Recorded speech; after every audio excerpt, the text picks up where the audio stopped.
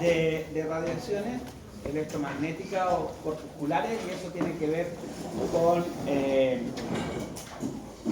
digamos cómo se propagan.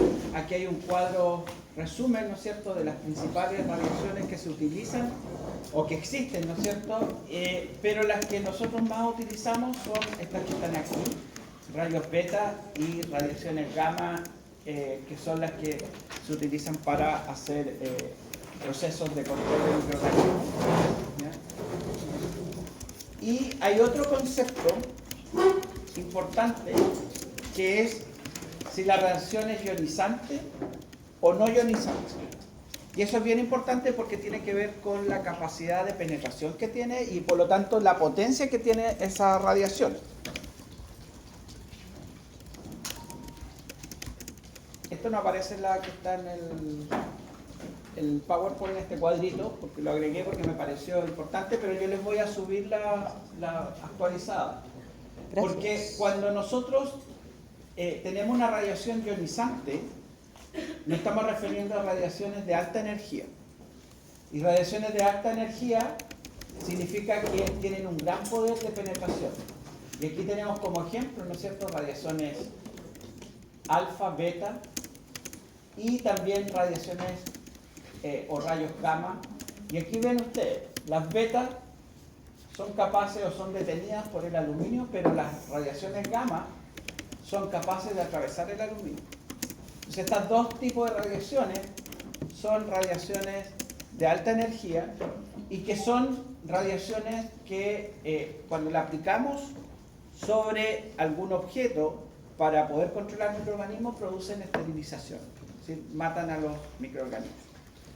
Pero también hay radiaciones no ionizantes de baja energía, como están las radiaciones ultravioletas, ¿no es cierto?, que son radiaciones ópticas. Y estas radiaciones ultravioletas, si bien es cierto, se utilizan mucho para el control de microorganismos, son radiaciones de baja penetrabilidad, de baja energía. Eso significa que las radiaciones ultravioletas las podemos detener simplemente con un papel, con un vidrio, y por eso es que tienen una limitación en su aplicación, ¿ya? Esterilizan, si hablamos de esterilización, esterilizan solo superficie porque no son capaces de pasar alguna barrera que lo esté deteniendo, ¿ya? Entonces veamos un poquito más de radiaciones ionizantes. Recuerden siempre gamma, beta, estas son las fuentes, ¿no es cierto? Cobalto 60, cesio 137, las fuentes que emiten este tipo de radiaciones, y aceleradores de electrones, que son las fuentes de las beta. Este tipo de radiaciones son radiaciones que producen, ¿no es cierto?, efectos deleterios para la bacteria porque producen iones y radicales libres. Y estos iones y radicales libres van a afectar a macromoléculas como los ácidos nucleicos, las proteínas, los lípidos, que son esenciales obviamente para la bacteria, para la sobrevida de la bacteria. Como les decía, tienen un gran poder de penetración, se utilizan generalmente para esterilizar materiales termolábiles. Ya dijimos, ¿no es cierto?, que la temperatura no la podíamos aplicar en todos los materiales. Hay mucho material plástico, ¿no es cierto?, que se utiliza en el área de la medicina, la jeringa, los frascos que se recogen muestras, etcétera, que son termolábiles. Entonces, una forma de esterilizarlo es a través de este tipo de radiaciones. ¿Por qué? Porque podemos poner estos frascos en un envase que es impermeable, ¿no es cierto?, y los sometemos a la radiación. Como la radiación atraviesa el plástico, va también a esterilizar lo que esté dentro de ese material, ¿ya? Ahora, este gran poder de penetrabilidad que tiene una desventaja, que son muy peligrosas de manipular, ¿ah? Y obviamente, como todas las radiaciones, tienen efectos deleterios también sobre nuestro organismo. Si nosotros nos exponemos a una fuente de radiación, vamos a tener efectos sobre todo de mutacionales sobre el ácido nucleico, nuestro ácido nucleico. Entonces, por eso es que se usan solo a nivel industrial, en escala industrial, y no se utilizan sobre soluciones o medios de cultivo porque pueden producir alteraciones en los componentes. Entonces, solamente lo utilizamos en material inerte, termolable. Como son de compleja manipulación, solamente hay 2 centros en Chile que realizan este tipo de radiaciones: el Centro de Estudios Nucleares, ¿no es cierto?, de Lo Aguirre, el CEN, y el Centro de Estudios Nucleares de La Reina. Ahí esterilizan todo el material plástico que se utiliza en el área de la salud, las jeringas, ¿no es cierto?, los frascos, etc. En el caso de las radiaciones o rayos ultravioleta, ¿ya? Hay un rango, ¿no es cierto?, de acción o de longitud de onda donde encontramos este tipo de radiaciones, pero ustedes saben, ¿no es cierto?, que uno podemos clasificar como UV de alta penetración, o sea, onda corta y larga. Y si vemos en el espectro, después voy a volver a eso, si vemos en el espectro, la radiación que produce el mayor efecto germicida es la que ocurre, ¿no es cierto?, en el espectro UVC, que es a 254 nanómetros. Aquí se alcanza la mayor actividad bactericida. Es decir, a esas radiaciones cuando logramos un mejor efecto bactericida.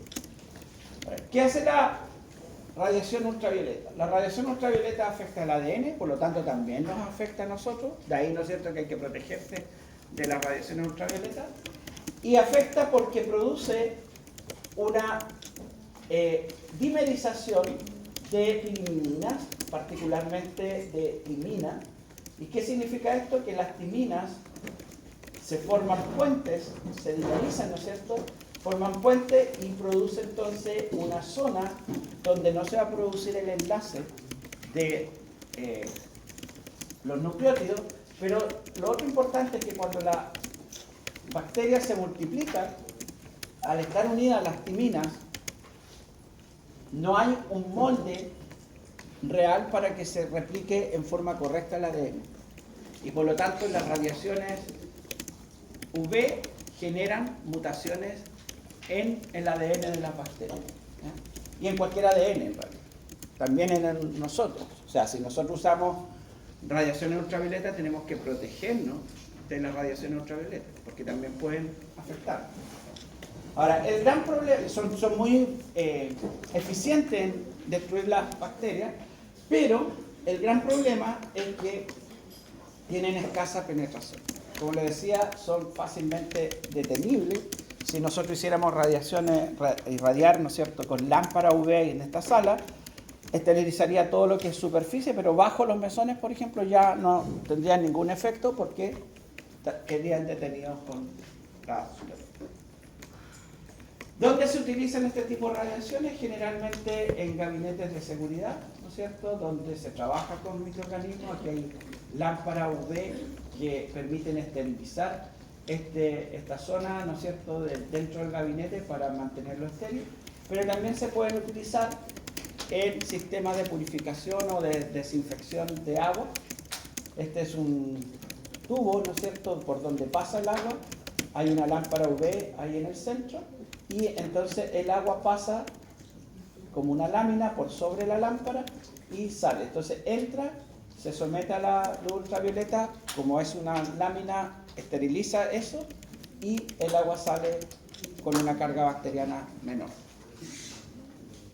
Entonces tiene esas aplicaciones en los pabellones, ¿no es cierto? Previo a una cirugía también se encienden lámparas de UV para bajar la carga bacteriana y minimizar los riesgos de contaminación. El último método físico es la filtración. Ya yo les había dicho, sí, que hay que tener en consideración que la filtración no es biocida, es decir, no esteriliza. ¿Por qué? Porque aquí vemos los filtros, ¿ya?, y dejan poros. Si los poros son, ¿no es cierto?, muy homogéneos, si bien es cierto van a retener las bacterias, no retienen los virus. Y tampoco bacterias muy pequeñitas, como por ejemplo micoplasma. Entonces, cuando usamos filtración para hacer la separación mecánica. Aquí no hay ningún efecto sobre la bacteria. Lo que hacemos es separar las bacterias, principalmente de los líquidos que queremos esterilizar.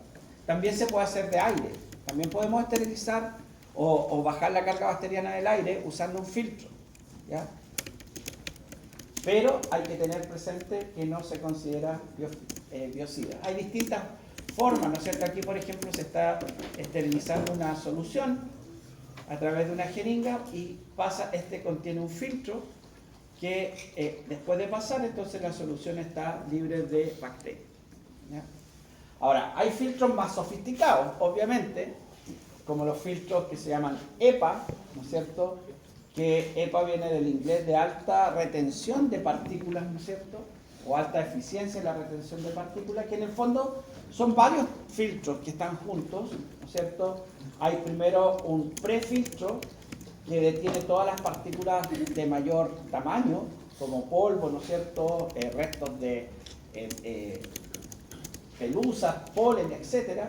Después viene un filtro de carbón activado, que va a permitir retirar todo lo que son gases, ¿no es cierto? Y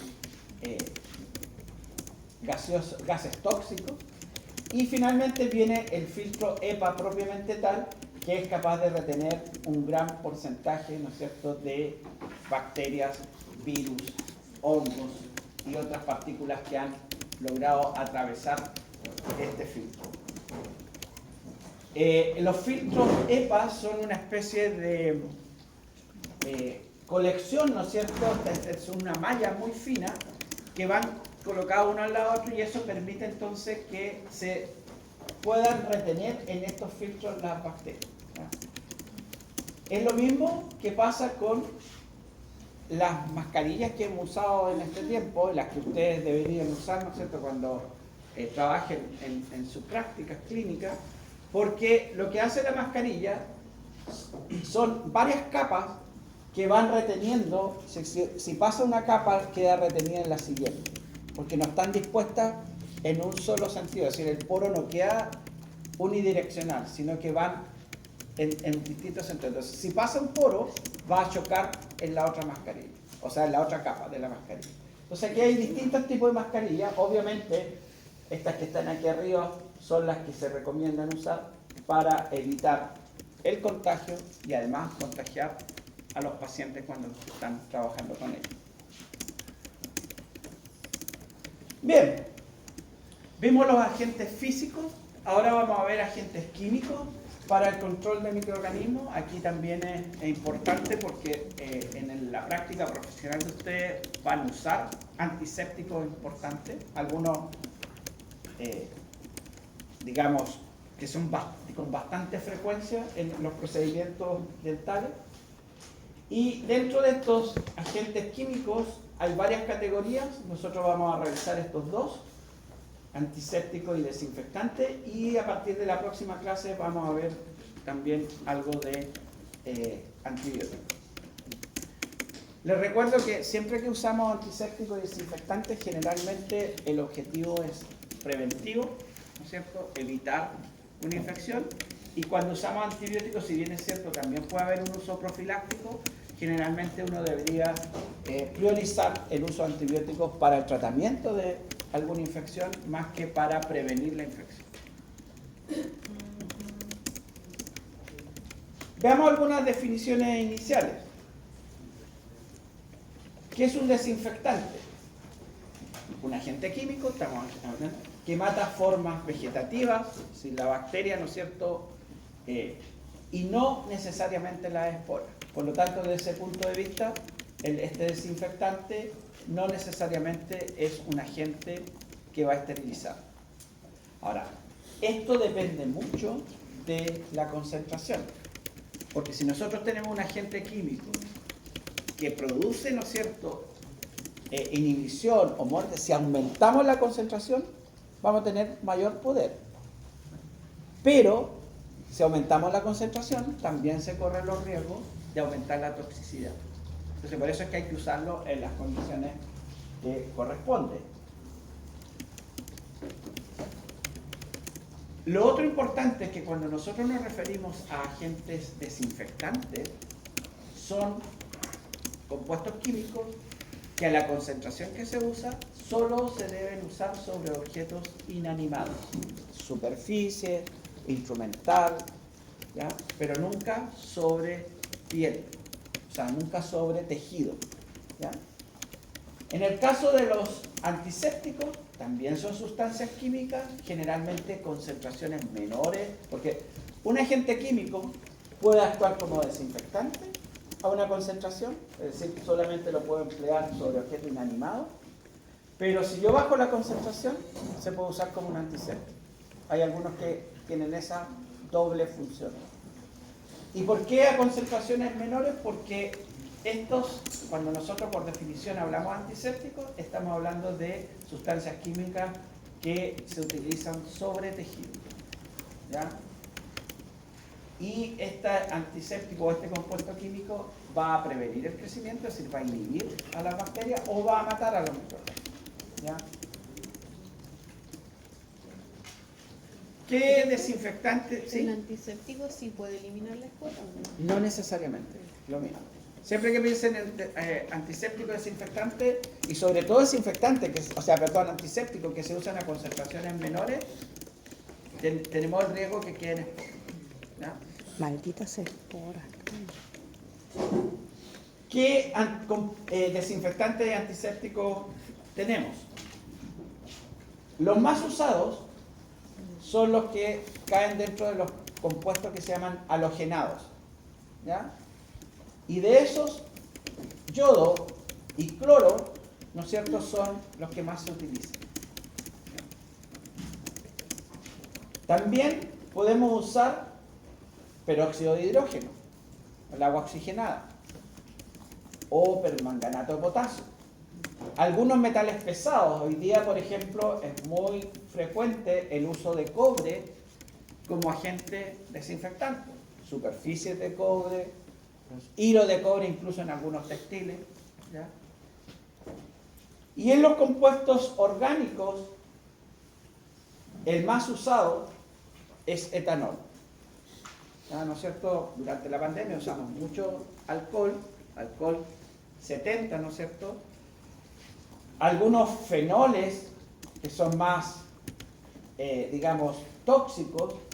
De hecho, el triclosan, por ejemplo, en Estados Unidos está prohibido porque se vio que producía disrupción endocrina y por lo tanto ya no se utiliza. Antes venía muy asociado, se preparaban jabones con triclosan, hoy día ya se ha dejado de usar. Pero uno importante en el área profesional de ustedes es la clorhexidina, ¿ya? La clorhexidina es una biguanidina que se usa mucho como colutorio, ¿ya? Para enjuagues bucales. También se pueden usar algunos colorantes como violeta de genciana y azul de metileno, también tienen actividad, ¿no es cierto?, antimicrobiana. Y algunos detergentes, ¿no es cierto?, aniónicos o catiónicos. Durante la pandemia se usaron mucho los compuestos de amonio cuaternario, ¿ya? ¿Se acuerdan cuando uno pasaba por las duchas que ponían un arco, ¿no es cierto?, y uno pasaba por ahí abajo? Bueno, normalmente eran compuestos de amonio cuaternario. Uno de los más usados es el cloruro de benzalcohol, ¿ya? Pero vamos a revisar. Profe, ¿Sí? la clorhexidina, es que eso se tiene que usar como a cierta Concentración, sí. ¿Por qué? Se usa a cierta concentración por dos razones. Una, primero, para que esa concentración tenga actividad antibacteriana. Y segundo, que si la usamos a concentraciones más elevadas, tiene efectos sobre nuestras células, efectos tóxicos. Gracias. Ahora, ¿cuál es el objetivo del uso de antisépticos? Destruir, ¿no es cierto?, la microbiota de residente o transitora de la piel cuando ustedes van a aplicar, por ejemplo, una inyección o le aplican, ¿no es cierto?, o toman una muestra de sangre, limpian la superficie de la piel, porque tenemos bacterias en la piel. Sabemos que tenemos una microbiota que nos acompaña, pero que si nosotros no limpiamos la zona donde vamos a hacer la inoculación, podemos incorporarla al organismo y a pesar de ser parte de nuestra microbiota, esas bacterias pueden llegar a ser, ¿no es cierto?, patógenos oportunistas. Entonces es muy importante el uso de antisépticos para limpiar. Van a tener seguramente un práctico ustedes donde les van a demostrar cuál es simulando cuáles son el uso de estos antisépticos. Se usa mucho en el lavado de manos, en unidades de alto riesgo, por ejemplo, en unidades de cuidado intensivo. Importante no olvidarse, si tienen más de un paciente, ¿no es cierto?, atienden más de un paciente, o tienen varios procedimientos, lavarse las manos entre pacientes o entre procedimientos. Porque eso baja la carga bacteriana y ustedes dejan de transformarse en vectores de microorganismos. Entonces, importante el lavado de manos, es una de las medidas que más controla la diseminación de patógenos. Obviamente, sobre todo si los pacientes tienen algún grado de riesgo mayor, como pacientes inmunocomprometidos, ¿no es cierto? Ya sea por la razón que sea, medicamentosa, porque son pacientes VIH, etc. O trasplantados. Siempre usarlos después de manipular material contaminado. Ustedes van a trabajar, ya les dije que una de las razones por qué es importante esta parte de ustedes, porque ustedes van a trabajar en un ambiente de muchas bacterias, van a estar expuestos a bacterias. Protéjanse siempre, traten de usar pantallas, porque los fluidos se esparcen, ¿no es cierto?, se aerolizan y los pueden afectar. Una de las afecciones importantes que tienen los dentistas es adquirir una queratoconjuntivitis herpética. Los herpes son, ¿no es cierto?, se ubica el virus herpes en la cavidad oral. Entonces, si saltan, se aerolizan esto y ingresan a la conjuntivitis, ustedes pueden desarrollar una queratoconjuntivitis herpética que son severas, o sea, incluso con riesgo de pérdida de la visión. Entonces, no dejen de usar las medidas de protección. No solamente usar la mascarilla, usen pantalla para que se protejan la vista también. ¿Ya? No sé lo que se renta. Importante también el lavado quirúrgico de manos, como les digo. O sea, las manos, el lavado de manos es un punto estratégico en el control de los microorganismos. Si ustedes no se lavan las manos, por muchas medidas que tomen, van a ser vectores de contaminación y vectores de infección para sus pacientes y para ustedes mismos, obviamente. ¿Cuáles son los que más se usan en Chile? Soluciones cloradas, que obviamente no usamos en los pacientes, ¿no es cierto? Clorhexidina es lo más usado por ustedes. Aquí hay un cuadro, ¿no es cierto? Por ejemplo, solución oral de clorhexidina, colutorios bucales, cirugía odontológica, aseo de la cavidad bucal en pacientes sometidos a ventilación mecánica. ¿Por qué? Porque baja la carga bacteriana. Povidona yodada, muy utilizado, ¿no es cierto?, en la piel para prevenir. Y obviamente uno de los más usados, alcohol 70%, que es muy activo. Hay poca posibilidad de que haya resistencia al alcohol y deja muy poco residuo. Entonces, pero el alcohol, ¿por qué se tiene que usar? O sea, uno puede usar como alcohol después de haber atendido a un paciente, pero como hasta 3 veces. ¿Por qué no? porque te va a deshidratar también la piel. Sí, a uno le queda en la Por eso es que el pandemia se veía alcohol, mucho el que uno alcohol tenía gel mala- sí. es mejor que el alcohol líquido propiamente tal, porque el alcohol gel lleva un compuesto que te permita lubricar la piel y no te produzca resequedad, porque el alcohol deshidrata. Te queda como trizada la piel. Claro, queda como- se va secando, se va deshidratando y se van formando grietas, por lo tanto también es una puerta de entrada para el microorganismo. El alcohol gel lleva, creo que glicerina, y eso te permite lubricar y mantener la piel. ¿Glicerina, la de las bombas? No, esa es nitroglicerina. Ah, Bien. Bueno, yo les recomiendo, esta es una revisión que salió en la revista chilena de infectología, no es nueva, es del año 2017, pero es bastante completa y todavía vigente respecto de cuáles son los antisépticos y desinfectantes que recomienda el Comité Consultivo de Infecciones Asociadas a la Atención en Salud, que son las infecciones que se adquieren, ¿no es cierto?, producto de un procedimiento de salud que tiene la Sociedad Chilena de Infectología. Aquí van a encontrar las dosis, van a encontrar cuáles son los más usados, entonces es un buen documento para revisar. Bueno, también hay agentes químicos que son esterilizantes, pero insisto, aquí siempre hay que manejarlos con cuidado porque son concentraciones más elevadas, son tóxicos y los más usados son desde el punto de vista de su presentación como líquido, el glutaraldehído, ¿no es cierto?, que produce naturalización de proteínas y ácidos nucleicos. Todo esto se utilizan para esterilizar material termolábil, ¿no es cierto?, por ejemplo, endoscopios, tromboscopios. Y también hay gaseosos, y el más usado es óxido de etileno, que lo vemos acá. Estas son las concentraciones que se utilizan y a la temperatura que se utilizan y el tiempo de exposición. Siempre tienen que tener presente que cuando aplicamos un antiséptico o un desinfectante, esto no es mágico, no es que lo otro ponga y al tiro se mueran las bacterias, hay que dar un tiempo de exposición. Es decir, el desinfectante o el antiséptico tiene que tener un tiempo de contacto con las bacterias para ejercer su acción.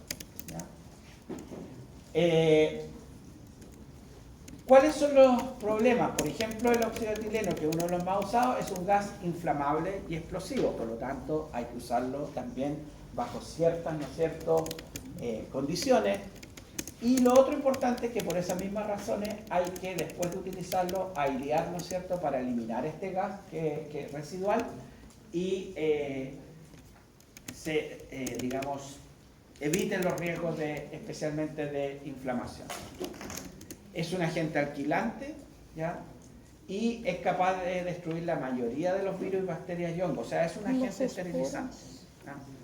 Se utiliza, por ejemplo, en una bolsa, se pone lo que quiero esterilizar, generalmente material termolábil, vienen unas ampollas que se ponen dentro, se cierra la bolsa y se rompe la ampolla, entonces se libera el gas y se deja actuar a la temperatura que indica ahí por el tiempo adecuado. Una vez que pasa eso, se abre la bolsa para ventilar el material y eso estaría estéril.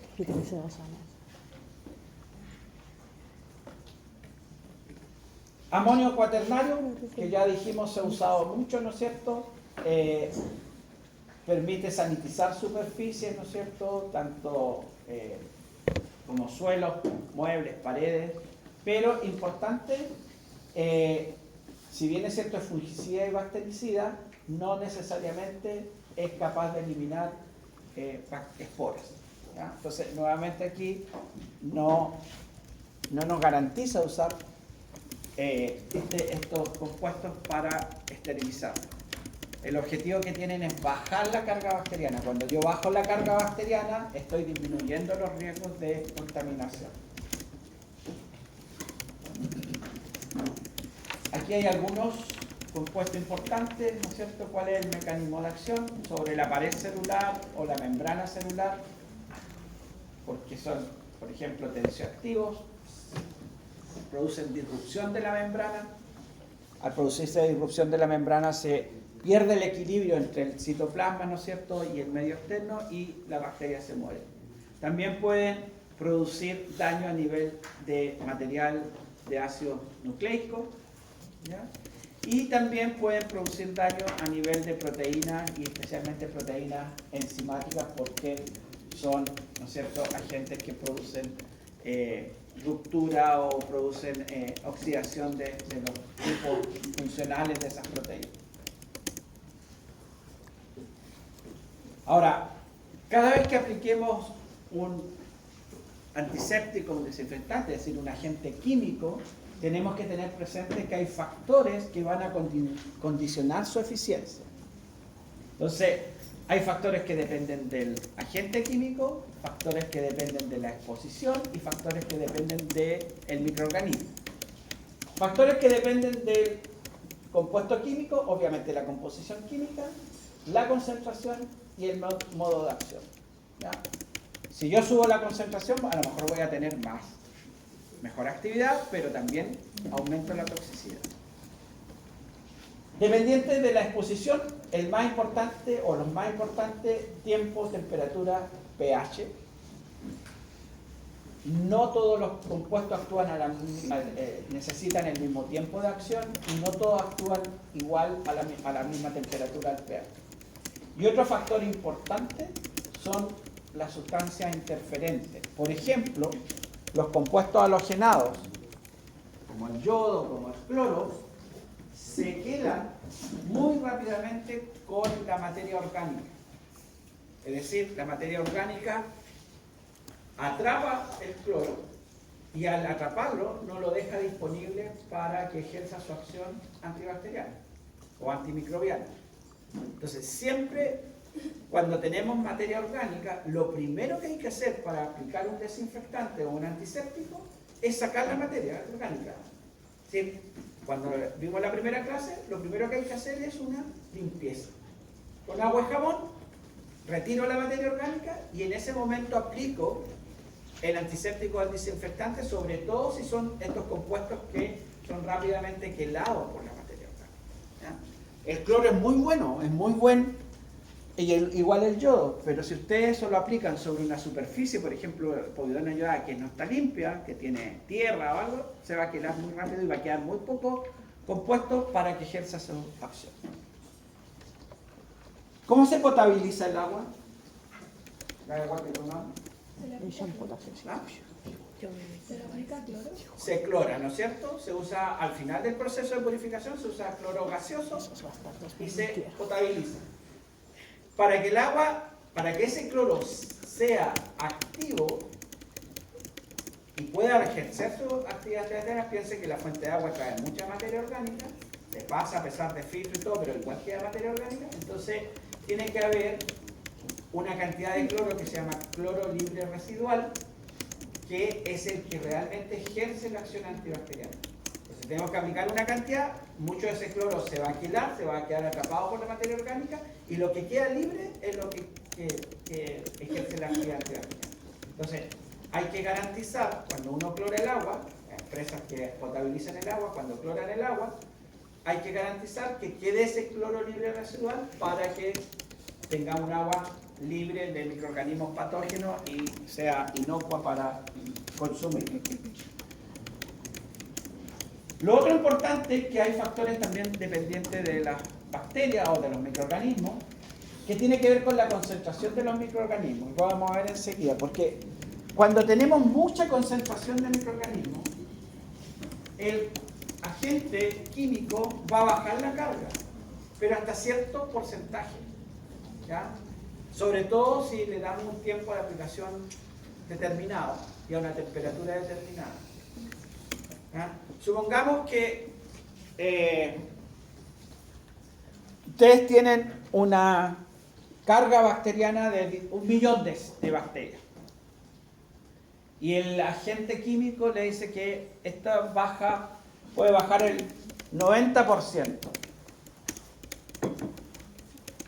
¿A qué carga llegamos? Tienen 10 elevado a 6 bacterias. Y el desinfectante dice que baja la carga 90%. ¿Cuánto es el 90%? ¿Cuántos logaritmos bajan? No, está en 10 elevado a 6. Baja un logaritmo. El 90% es un logaritmo. O sea, baja de 1 millón, baja a 100.000. Y 100.000 bacterias todavía es un número muy grande. Entonces, también importa la concentración de microorganismos que tenemos. ¿Ya? También importa si están agregados. Si el microorganismo está unido a partículas, por ejemplo, de materia en suspensión, va a estar más protegido que aquel que esté libre. ¿Ya? El tamaño, la afinidad por los lípidos también influye en la acción. Entonces hay muchos factores que hay que tener presente cuando aplicamos esto. ¿Ya? Es muy importante cuando usted utilice antiséptico desinfectante seguir muy bien al pie de la letra las instrucciones del fabricante, porque esas instrucciones que vienen en los ¿cómo se llama esto? Folletos de los antisépticos desinfectantes son las condiciones de mayor eficacia en que actúa ese compuesto. Si yo lo diluyo más, tengo problema de que no sea tan efectivo. Si no lo diluyo a la concentración que corresponde, puede ser tóxico, etc. Bueno, y para terminar, Importante tener presente este parámetro que se llama valor D o tiempo de reducción decimal, que es el tiempo, se mide en minutos obviamente porque es una medida de tiempo, que tarda un agente químico en matar el 90% de los microorganismos o en reducir un logaritmo en la población. Es decir, aquí en este ejemplo tenemos tres situaciones a tres temperaturas distintas, ¿no es cierto? Y vemos, parte aquí en 100 y yo necesito bajar un logaritmo o el 90%. Bajo a 10. Entonces vean aquí a 70 grados Celsius el tiempo es más o menos 3 minutos. Pero a 60 grados Celsius ese tiempo aumenta a 12 minutos y a 50 grados Celsius aumenta a 42 minutos. Es decir, el tiempo de reducción decimal va a depender de la temperatura a la cual estoy aplicando el agente químico. ¿Ya? Por lo tanto, en resumen, el tiempo en minutos que necesito para reducir 10 veces el número de microorganismos de una población. 10 veces corresponde a un logaritmo o 90%. Supongamos que estoy trabajando a 70 o lo aplico a 70 grados Celsius y yo aplico menos de los 3 minutos, obviamente no estoy bajando la población al 90%. ¿Por qué se usa esta medida? Porque se ha visto que cuando uno baja al 90% los riesgos, estoy bajando al 90% de la población, los riesgos disminuyen considerablemente. Pero esto depende mucho de lo que yo necesito para el del inóculo, obviamente, pero también de lo que necesito para eliminar ese organismo, o esporas, si es que estoy pensando en esporas. ¿Ya? Aquí tenemos, por ejemplo, el tiempo de reducción decimal a distintas temperaturas y vemos que las pendientes son distintas, ¿no es cierto?, en bacterias que son mesófilas, termófilas o hipertermófilas. ¿Por qué? Porque resisten más a la temperatura. Entonces, es bien importante tener claro cómo aplicar los métodos de control. Creo que esta es la última. Sí. Yipi. ¿Dudas? Profe, ¿Sí? lo que pasa es que normalmente nosotros cuando ocupamos un ácido, por No hemos ejemplo, terminado la clase. la puntita del cuestión del ácido para aplicar el ácido no se esteriliza, sino que se le queda Faltan 2 minutos, no Eso sé. fue La por ejemplo, para poner el ácido. ¿Ya? Esas puntas no se esterilizan, sino que se le aplica solo alcohol. Eh, ¿Será porque no se ocupan tan directamente en boca? Claro, lo que pasa es que, acuérdate la clase anterior que hay dependiendo de la situación, si es un